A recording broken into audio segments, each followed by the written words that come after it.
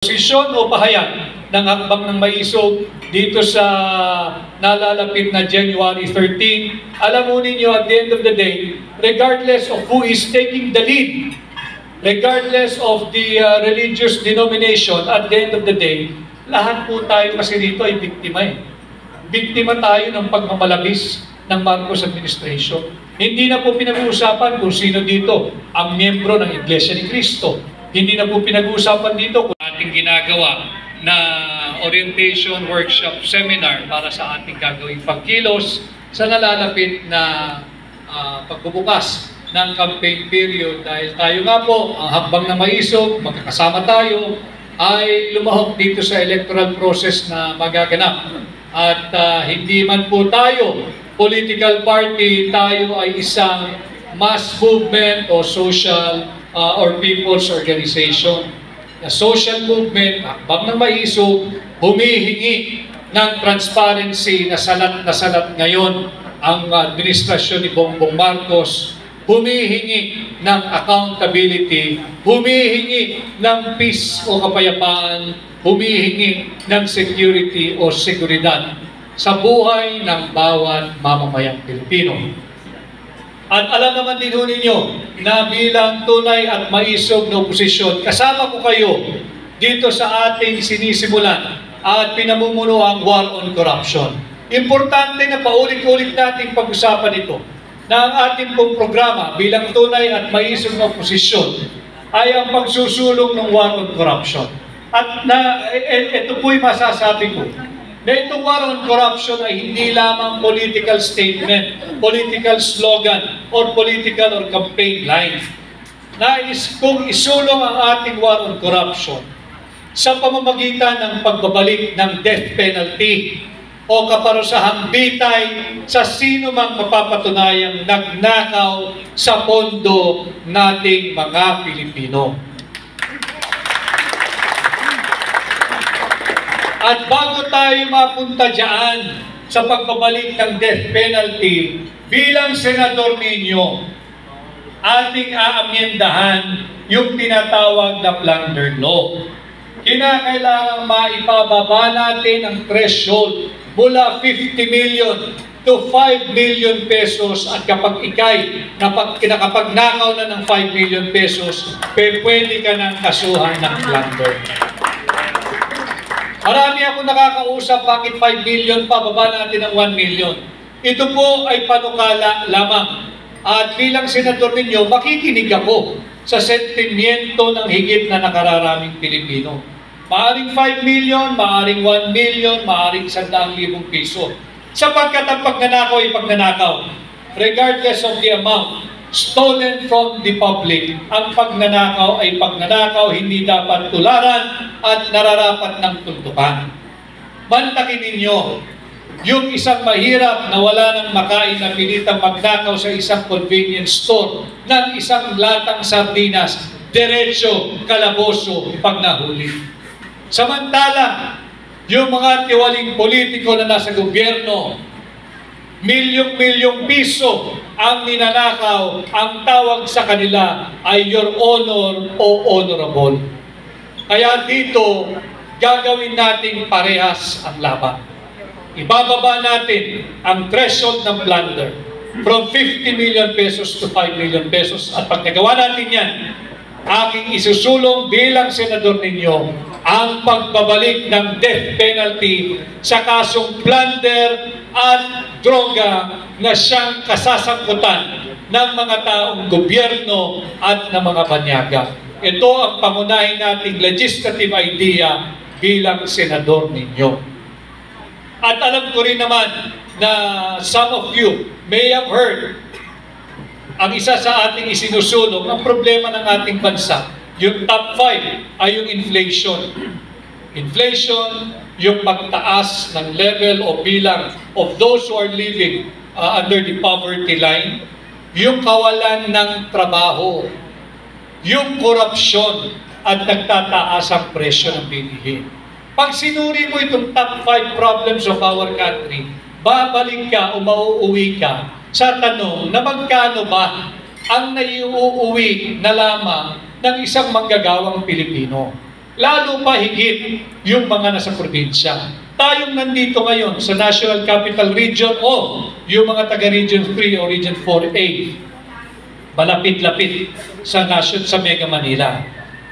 Higit pong mas malaki yung sahod ng mga nasa Mega Manila kung ihahambing mo sa mga nagtatrabaho sa probinsya. Dahil daw po mas murang manirahan sa probinsya. Hindi po totoo yun at hindi na po totoo yun. Sapagkat sa akin ng pag-iikot, higit po mahal ang presyo ng kuryente dyan sa Guimaras. Higit pong mahal ang presyo ng kuryente sa ilang bahagi ng Iloilo.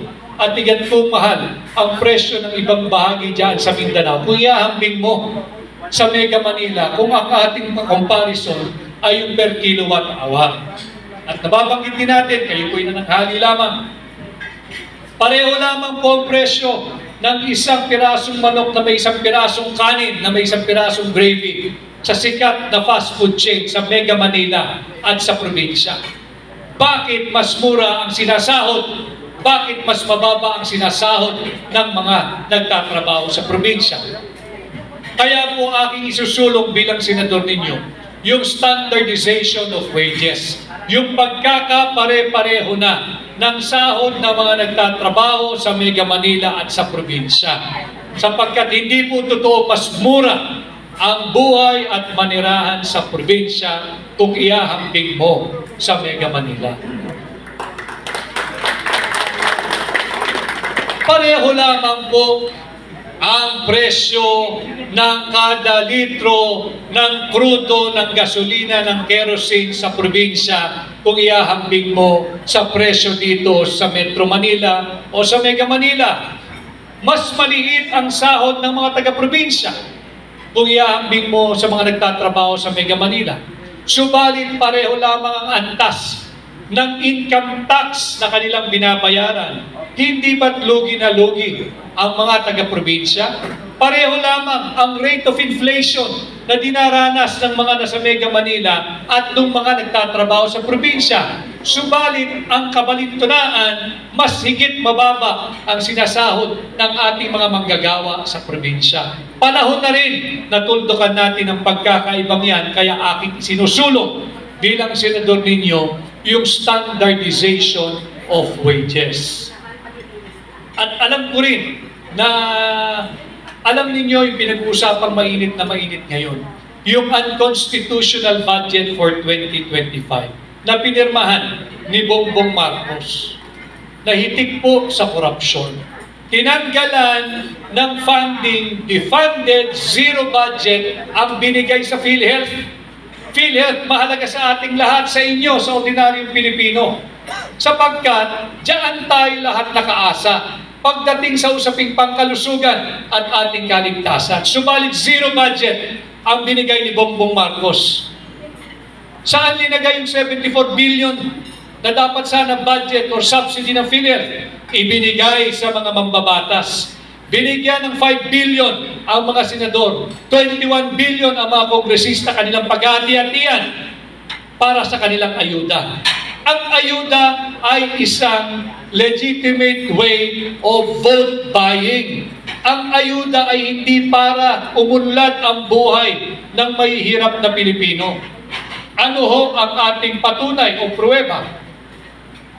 Maghanap kayo ng isang taong patuloy na sumasahod o pumipila o tumatanggap ng ayuda at tanungin ninyo, sa daming beses ka nang tumanggap ng ayuda, bumuti na ba ang buhay mo? Sa daming beses na tumanggap ka ng ayuda, umunlad na ba ang buhay ng pamilya mo? Walang magsasabi na ni isang taong bumuti ang kanyang buhay sa ayuda. Subalit maraming tiwaling tao ng gobyerno na higit kumakapal ang bulsa dahil diyan sa ayuda. Dapat na rin tuldukan niya. Kailangan malinaw sa atin ito. Yung mga kagaya kong aplikante ninyo bilang senador, kinakailangan alam yung core function ng isang mambabatas. Core function o sentrong trabaho o alituntunin ba ng isang mangbabatas ang magbigay ng ayuda? Ang trabaho ng mambabatas ay bumalangkas ng batas. Ang trabaho ng mambabatas ay magpasa ng batas, mag-amenda, mag-repeal, at mag-introduce ng bagong batas. Hindi trabaho ng mambabatas, senador ka man o kongresista, mamigay ng ayuda. Yan ay trabahong nararapat doon sa mga napapabilang sa tinatawag nating miyembro ng Executive Department. Ang pagbibigay ng ayuda, dapat yan, hayaan mo na sa mga LGU, sa governor, sa city mayor, sa municipal mayor, sa barangay captain. Why? Sapagkat yung LGU, yan ang may totoong listahan kung sino ang nangangailangan ng tulong o ayuda mula sa pamahalaan. Meron silang ginagawang periodic census, di po ba? Meron mga social services department, ang barangay, ang munisipyo, ang syudad, ang probinsya. Trabaho ng LGU yung pagbibigay ng ayuda. Merong totoong listahan ang LGU kung sino lang ang nararapat bigyan ng ayuda. At nalalaman ng LGU kung hanggang kailan o hanggang saan lang dapat magpatuloy pagbibigay ng ayuda. Hindi na mga mambabatas. Busy yung ating mga kongresista, kabibigay ng ayuda, kabibili ng boto, ano nangyari? Nagpasa sila ng isang unconstitutional budget for 2025. Yan ang nagiging dahilan, yan ang nagiging resulta pag busy, namumulitika at nakikialam sa trabaho ng Executive Department ang ating mga mambabatas. At higit pa riyan, tatandaan ho ninyo, yung ayuda, dalawa lamang ang pinagkukuhaan ng pondo niyan. Yung buwis na binabayad ng mga manggagawa, ng mga negosyante, at ng mga iba pang kumikita, at yan ay hindi sapat. Hindi sapat yung buwis na yan, yung revenue collection ng gobyerno. Kukuha po yan sa tinatawag nating utang. Whether foreign funded or domestically funded, mangungutang ang gobyerno. Kasi lagi namang shortfall ang gobyerno eh. Bakit? Dahil sa korupsyon. Kaya nga natin pinamumunahan yung warong korupsyon eh. Mangungutang ang gobyerno. Bakit kinakailangan pakialaman ng national government? Yang ayuda. Hindi core function ng national government ang pagbibigay ng ayuda. Dapat yan ibigay mo na sa LGU. Tingnan ninyo yung mga pahayagan, yung mga social media sites, yung new media. Laging napapabalita na mayroong surplus o sobrang pera ang mga LGU. Mas mayaman ang LGU kaysa national government. Bakit pa pinakikilaman pa yung ayuda ng national government? Bakit ba ayaw bitawan ni Bongbong Marcos? Bakit ba ayaw bitawan ni Martin Romualdez? Dapat yan ibigay mo na sa LGU. Dahil ang LGU, sobra-sobra ang pera. Meron silang excess fund para ipagpatuloy ang ayuda. At alam ng LGU kung dapat bang magpatuloy ang ayuda o dapat itigil na. Imbis na ayuda at atupagin ng national government, dapat pinondohan nila yung Department of Education. Sapagkat kulilat na ang estudyanteng Pilipino pagdating sa sukatan, sa kaalaman at nalalaman. Maging ito ay tungkol sa siyensa or science, math, English or technology. Iwan na yung mga kabataang Pilipino. Tinapyasan pa ni Bongbong Marcos ng 12 billion yung budget ng DepEd ngayong 2025. Hindi pa nakontento dyan. Kinuha pa yung 74 billion pesos ng PhilHealth. Hindi pa ba sila kontento doon sa 60 billion pesos ng PhilHealth na kinuha nila noong nakaraang taon? Itong 74 billion pesos para sa PhilHealth, ngayon 2025, kinuha na naman nila. At higit pa riyan, na ilathala ng isang maisog na kolumnista ng Daily Tribune. Kung kayo'y nalalakihan na sa 60 billion kinuha nila sa PhilHealth, kung kayo mga kababayan ay nalakihan na sa 25 billion pesos na kinuha nila sa DBP, kung kayo'y nalalakihan na sa 50 billion pesos na kinuha nila sa Land Bank. Small time yan. Doon sa 117 billion pesos na kinuha nila mula sa PDIC o yung Philippine Deposit Insurance Corporation. Saan dinadala ng gobyerno ni Marcos ang pera nating mga Pilipino? May nakikita o nararamdaman ba kayo na proyekto ng administrasyon ito na magpapaunlad sa bawat Pilipino? Nasaan ang trilyon-trilyong pisong pera nating mga Pilipino? At bukod pa riyan, huwag nating kalilimutan, ipinagmalaki, ipinida nila. 500 billion pesos na ang kanilang inuubos sa flood control fund sa loob lamang ng 2 taon ng kanyang administrasyon. At ngayong 2025, another almost 250 billion pesos na naman ang kanilang linaga dito sa flood control funds. Bakit tuwing umuulan, bumabaha? Huwag nating kalimutan yung mga kawawa nating kababayan sa Bicol na linubog ng baha, na linubog ng bagyo. Huwag nating kalilimutan yung inosenteng 200 Pilipinong namatay dahil nalunod sa baha. Buhay pa ho ang higit dapat sa nakararami doon kung hindi ninakaw ng Marcos administration ang pera para sa flood control programs. Huwag natin silang pabayaan na hindi managot sa kasalanan ito.